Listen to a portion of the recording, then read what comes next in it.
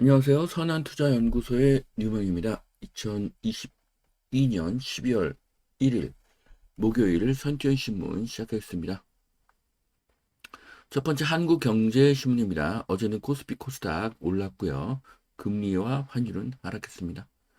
자, 첫 번째 기사입니다. 운송 거부 계속할 때에는 안전운임 전면 폐지한다고 합니다. 정부 화물연대 파업에 초강경으로 대응을 하고 있습니다. 자, 정부와 화물연대가 강하게 대치하고 있는데요.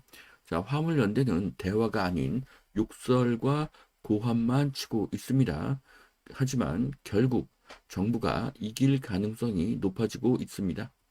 물론 저항도 만만치 않고 시간도 상당히 걸릴 것입니다. 자, 거야의 입법 독주 노란봉투법도 단독으로 상정을 했습니다. 자, 여당은 반발을 해서 퇴장을 했습니다. 이유는 불법 파업을 조정하기 때문입니다. 자, 노란봉투법이라는 것은 노조의 불법 파업에 따른 손실에 대해서 사측의 손해배상 청구를 제한하는 내용입니다.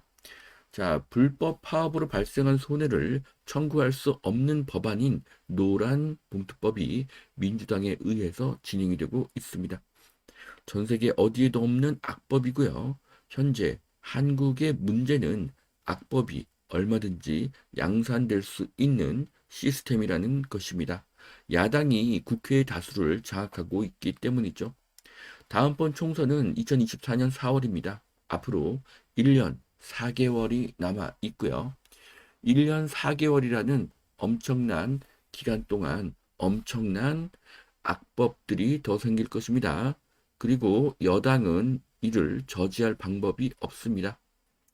자, 그리고 2024년 4월 총선에서도 민주당이 국회의 과반을 차지하게 된다면 외국계 기업, 한국계 기업, 그리고 한국인 중에 상당수가 한국을 떠나게 될 것입니다. 자, 일자리의 감소는 부동산 가격의 하락으로 이어질 것이고요. 정치와 부동산은 밀접한 관계가 있습니다. 자, 이창용 통화정책 운용 때 부동산 시장을 감안하겠다. 자, 부동산 가격 붕괴 상황이 아니다. 최종 금리 수준은 3.5% 전후가 될 것이라는 이야기입니다. 자, 한국은행이 한국의 최종 금리가 3.5%라고 밝혔습니다. 자, 섬티어는 한 달 전부터 금리가 한국의 기준 금리가 3.5%가 넘으면 한국 경제는 침몰할 것이라고 계속 말했었습니다. 그나마 다행이고요. 금리의 고점이 확인이 되면 심리가 크게 안정이 될 것입니다. 이후로 금리가 하락할 것이기 때문입니다. 자, 킹달러 끝났다. 미국 FED 금리 인상 속도 조절 전망을 했습니다. 한국과 마찬가지로 미국도 이제 머지않아서 금리가 고점에 도달할 것입니다. 자, 11월 아시아 통화 가치 6년 만에 최대 상승을 했습니다. 지금까지 킹달러였고요. 원하는 약세였는데 이것이 반등이 될 그럴 상황에 도달을 했습니다.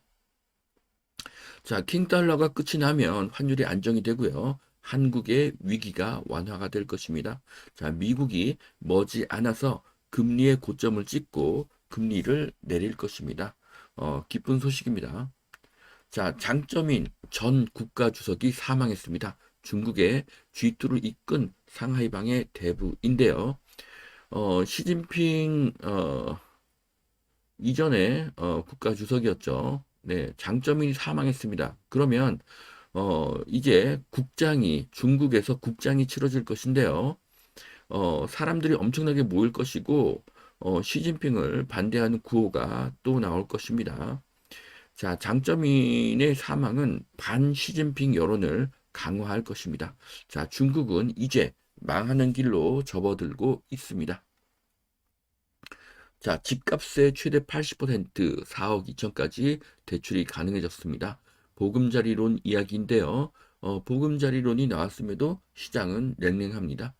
이유는 무엇일까요? 네, 아직도 이자 부담이 크고요. 이자가 계속 오르고 있고 집값이 하락하고 있기 때문이죠. 자, 그런데 앞으로 금리가 계속 내려가고 집값이 바닥을 쳤다는 그런 신호가 나오면 그러면 시장의 상황은 어떻게 될까요? 자, 대출 한도를 늘려도 시장의 반응이 썰렁하다고 하는데요.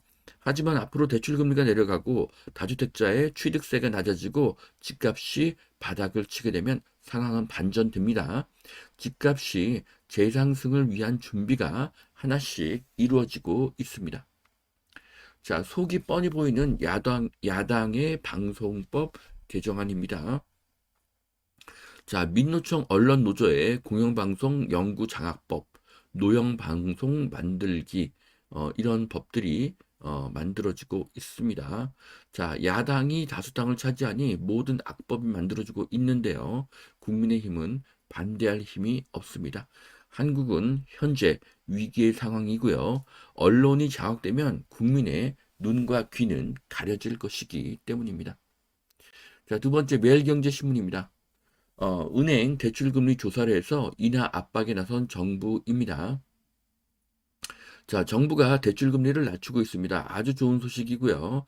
기준금리 상승에 비해서 과도하게 대출금리가 더 상승했기 때문입니다.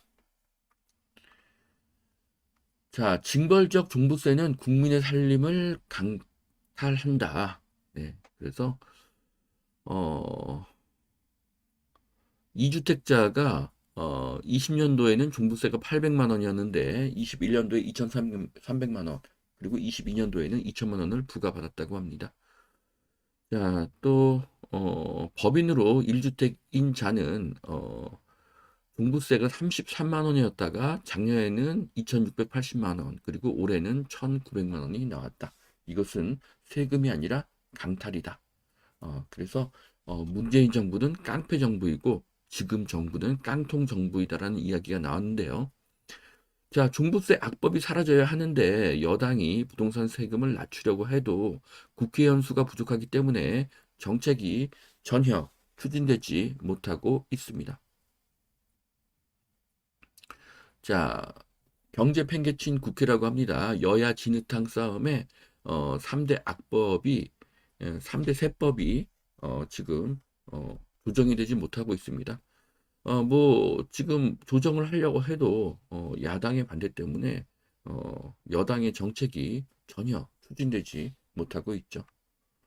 자, 대출금리 상승의 속도가 2000년 이후로 가장 빠르다고 합니다. 자, 그래서 말도 안 되는 대출금리 인상의 속도를 낮추어야 하고요. 이를 위해서 정부가 노력하고 있습니다. 자, 서울 아파트 거래 빙하기 석 달째 월 1000건 밑으로 1000건 밑으로 거래가 되고 있다고 하는데요.